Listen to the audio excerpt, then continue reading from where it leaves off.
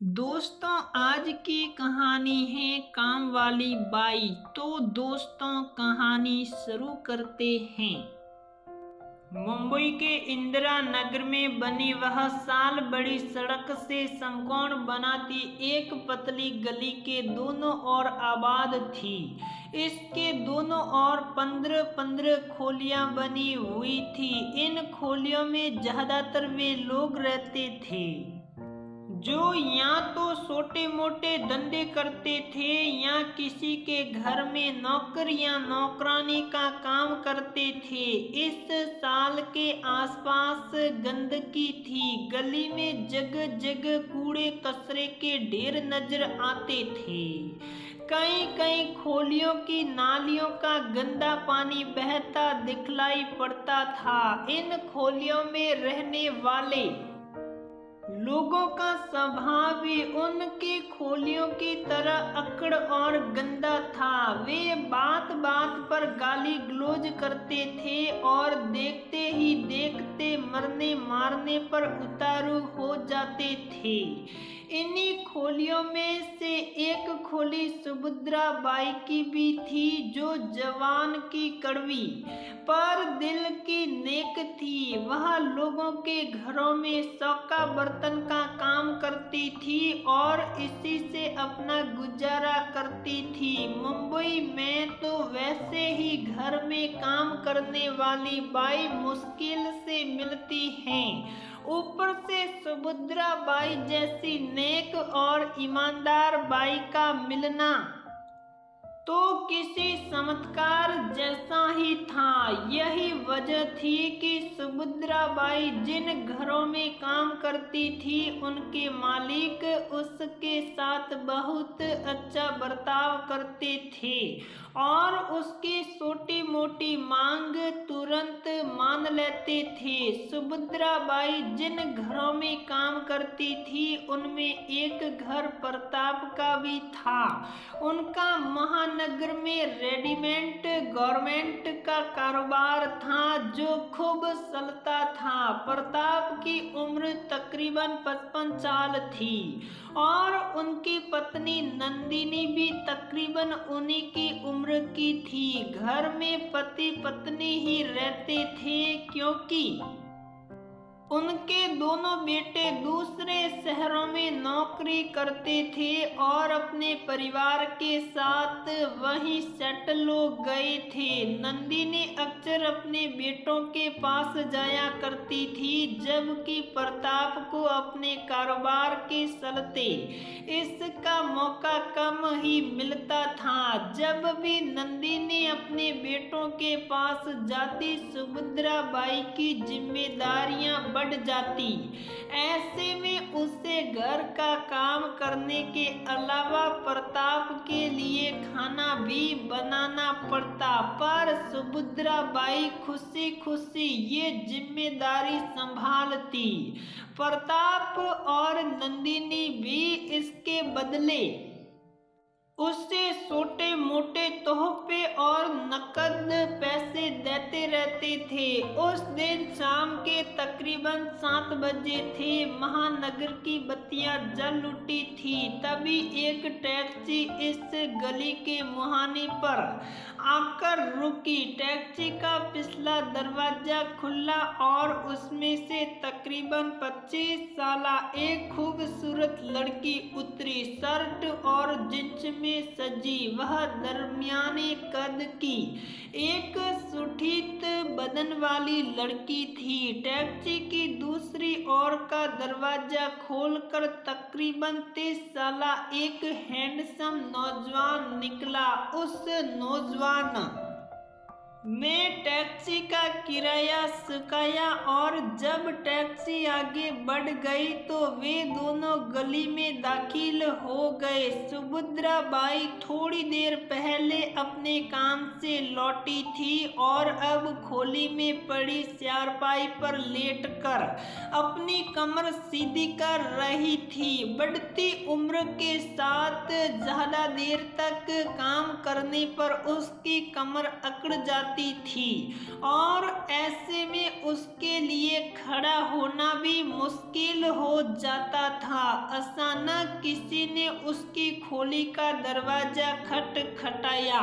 पहले तो वह चौंकी, फिर उठकर दरवाजा खोल दिया, पर दरवाजा खोलते ही उसकी आंखों में हैरानी के भाव उभरे। दरवाजे पर दो अनजान लोग खड़े थे। किससे मिलना है आपको? सुभद्रा बाई उन्हें गहरी नजरों से देखती हुई बोली। क्या आप सुभद्रा बाई हैं? लड़की ने पूछा। हाँ, सुभद्रा बाई बोली। फिर तो हमें आपसे ही मिलना है, पर मैंने तो आप लोगों को पहचाना नहीं। कौन है आप लोग?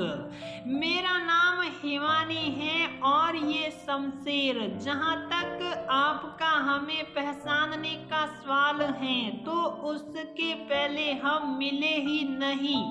फिर आज क्या हमें सारी बातें यही दरवाजे पर ही बतलानी पड़ेगी? आइए अंदर आ जाइए, सुभद्रा बाई झेंपते हुए बोली। अंदर सुभद्रा बाई ने उन्हें चारपाई पर बिठाया, फिर खोली का दरवाजा बंद कर उनके पास खोली के फर्श पर ही बैठ गई।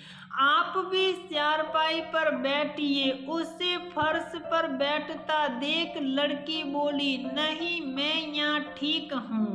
सुभद्रा बाई बोली। आप बोलिए, आपको मुझसे क्या काम है? काम तो है, वह भी बहुत जरूरी। पहली बार लड़के ने मुंह खोला, पर इसके पहले हम आपको ये बता दें कि हमें आपके बारे में सब कुछ मालूम है। आप किन किन लोगों के पास काम करती हैं और उनसे आपको क्या पगार मिलती है? ये मेरे सवाल का जवाब नहीं है। हम आपके सवाल का जवाब देंगे, पर इसके पहले आप हमारे एक सवाल का जवाब दीजिए। कौन से सवाल का? सुभद्रा बाई, आपका शरीर जब तक ठीक है आप लोगों के घरों में काम करके अपना गुजारा कर लेती हैं, पर जिस दिन आपका शरीर थक जाएगा उस दिन आप क्या करेगी? मैं तुम्हारा मतलब नहीं समझी।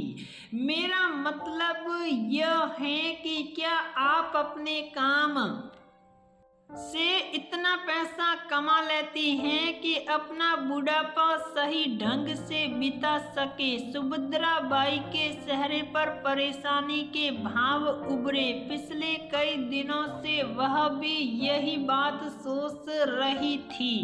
आप चुप क्यों हैं? सुभद्रा बाई को खामोश देख लड़का बोला। मुझे अपने काम से जो पैसा मिलता है वह खाने पहनने और खोली का किराए देने में ही खर्च हो जाता है। मैं लाख कोशिश करती हूँ कि हर महीने कुछ पैसे बचा लूँ ताकि बुढ़ापे में काम आए, पर बचा नहीं पाती और कभी बचा भी नहीं पाएगी, क्योंकि मुंबई में हर चीज इतनी महंगी है कि मेहनत मजदूरी करने वाला इंसान कुछ बचा ही नहीं सकता। तुम बिल्कुल ठीक कहते हो बेटा, सुभद्रा बाई एक ठंडी आह भरकर बोली।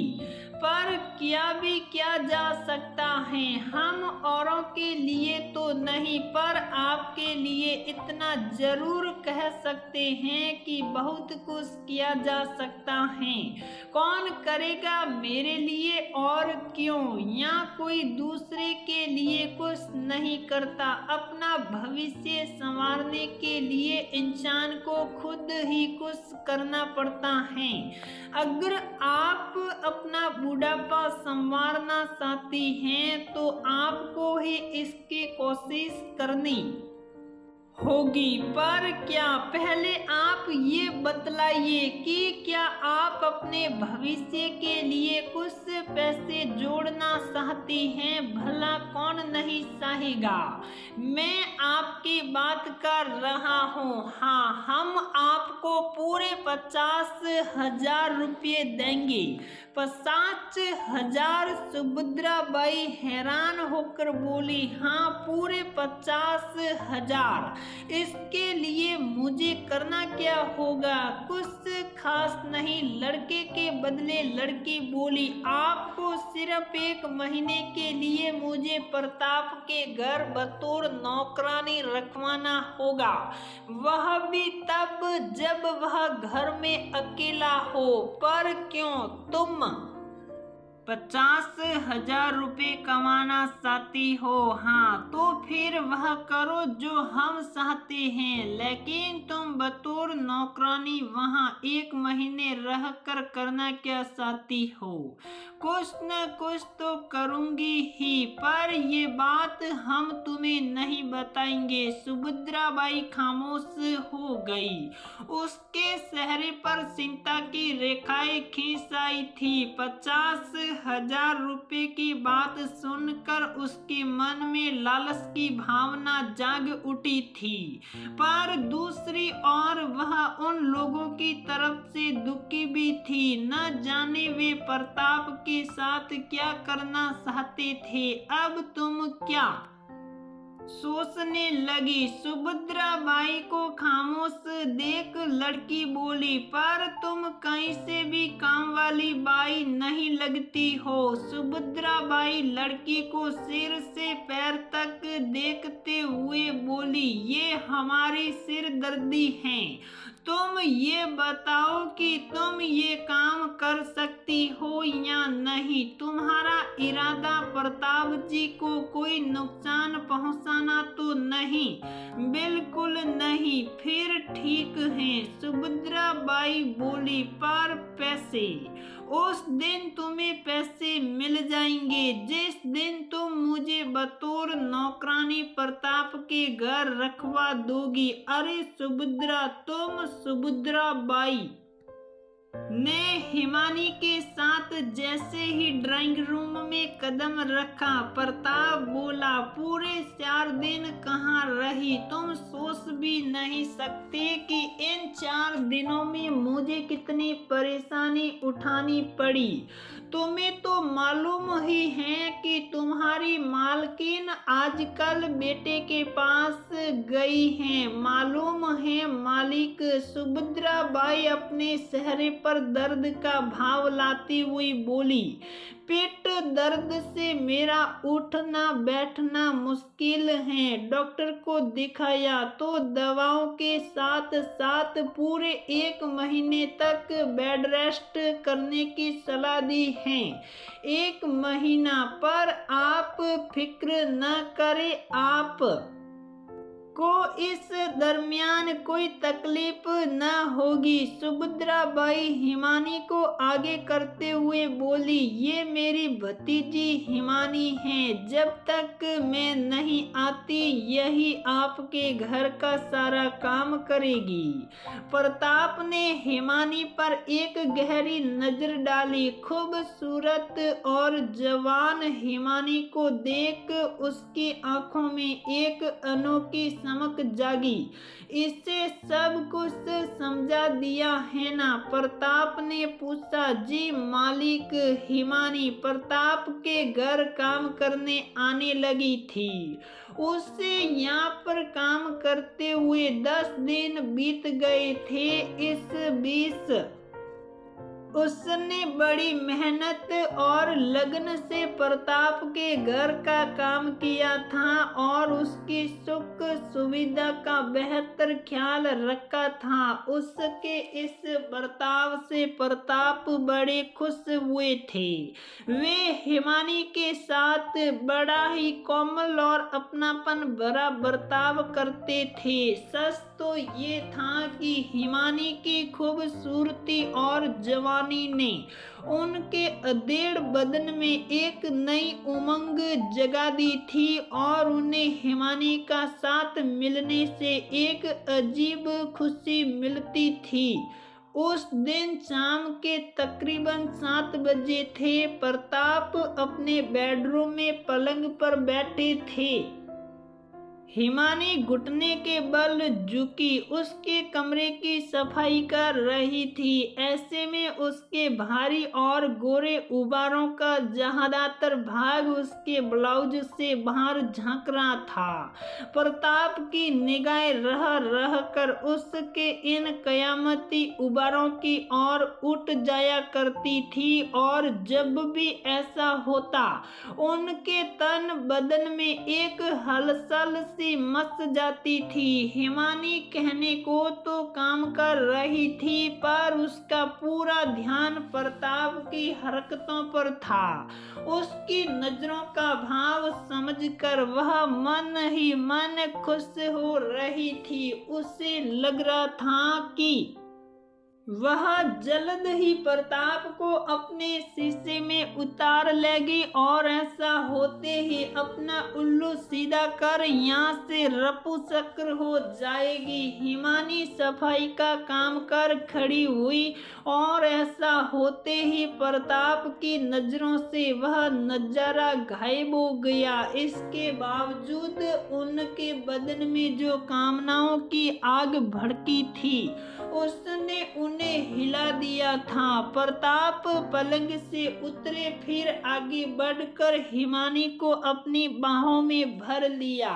उनकी इस हरकत से हिमानी चौंकी, फिर बाहों में कसमसाते हुए बोली, ये क्या कर रहे हैं साहब? हिमानी, तुम बहुत ही खूबसूरत हो। प्रताप जोश से कांपती आवाज में बोले, तुम्हारी इस खूबसूरती ने मेरे तन बदन में आग लगा दी है। तुमसे लिपट कर मैं अपने तन की इसी आग को बुझाने की कोशिश कर रहा हूँ, पर ये गलत है।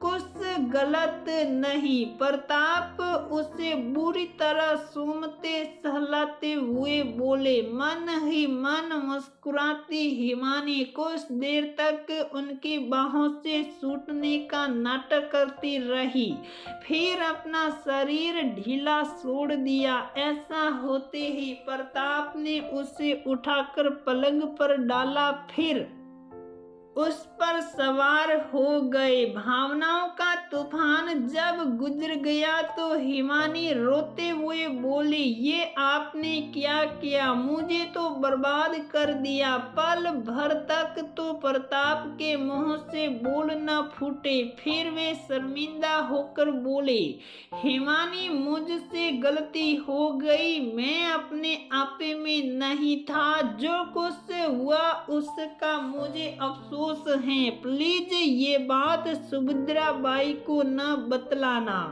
आपने मेरा सब कुछ लूट लिया और अब कह रहे हैं कि बुआ से ये बात न कहूँ। मैं तुम्हें इसकी कीमत देने को तैयार हूँ। कीमत?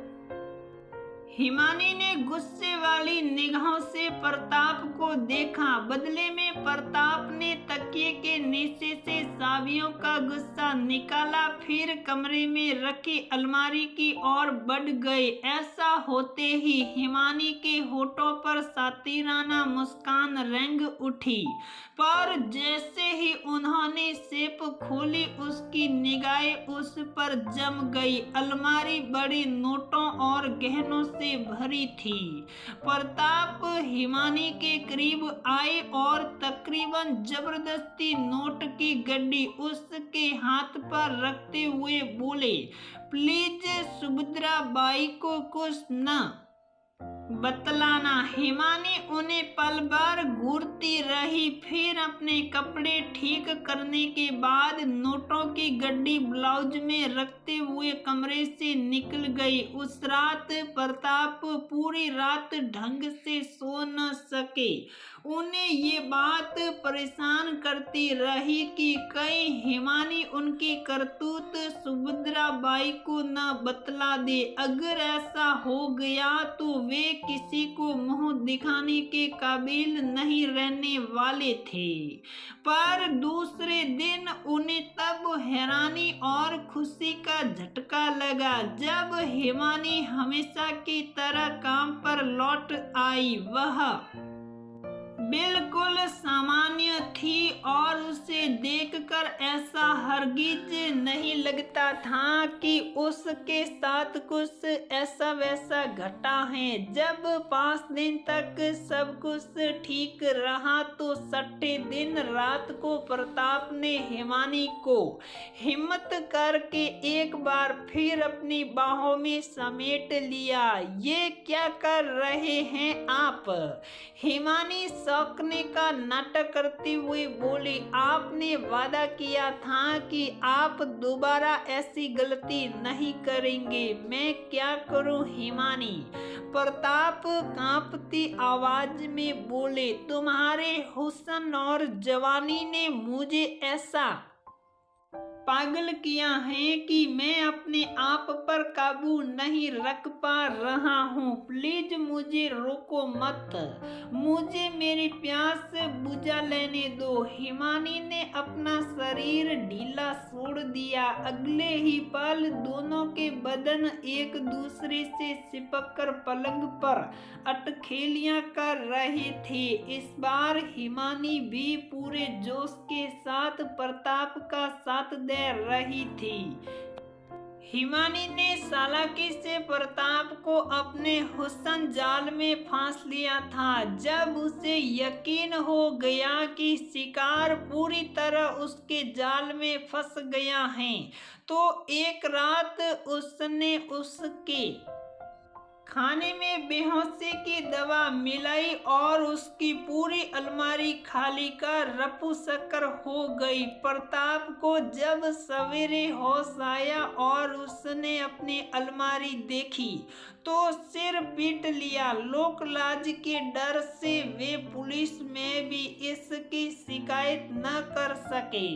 तो दोस्तों, अगर आपको यह कहानी पसंद आती है तो हमारे चैनल को लाइक करें, शेयर करें और चैनल को सब्सक्राइब जरूर करें।